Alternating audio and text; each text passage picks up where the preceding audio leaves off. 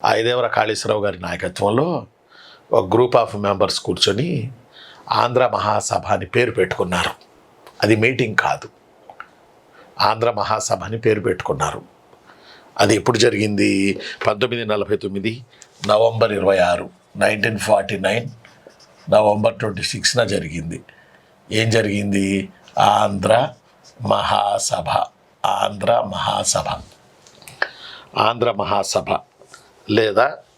లేదా ఇక్కడ విశాల ఆంధ్ర మహాసభ ఏర్పడింది. నలుగురు కూర్చొని ఒక చోటన ఏర్పడ్డారు.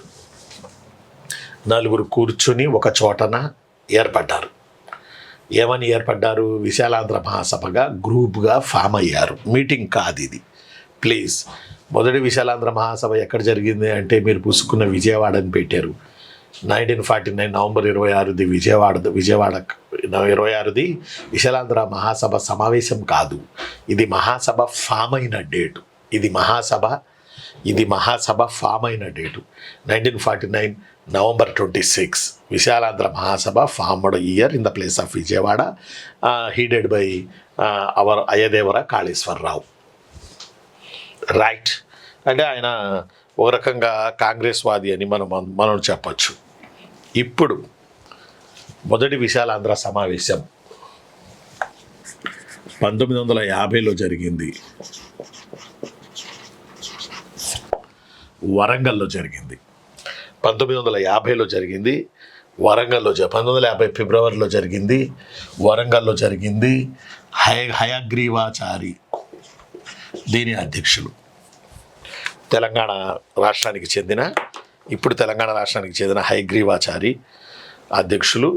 అప్పుడు హైదరాబాద్ రాష్ట్రానికి చెందిన హయగ్రీవాచారి అధ్యక్షులు. దీనికి ఈ విశాలాంధ్ర తొలి సమావేశం వరంగల్లో జరిగింది. 1950 ఫిబ్రవరిలో జరిగింది. కొంచెం ఇలాంటివి నోట్ చేసుకోండి ప్లీజ్ నాన్న. ఇలాంటివి కొంత నోట్ చేసుకోండి రా, ఇంపార్టెంట్ రా ఇలాంటివి. విశాలాంధ్ర మహాసభ ఏర్పడింది విజయవాడలో 49 నవంబర్ 26. విశాలాంధ్ర మహాసభ ఏర్పడింది. ఒక 10 మంది కూర్చొని ఫామ్ అయ్యారు. దీన్ని తొలి సమావేశం వరంగల్లో జరిగింది. 1950 ఫిబ్రవరిలో జరిగింది. మరి అధ్యక్షులు ఉండాలిగా.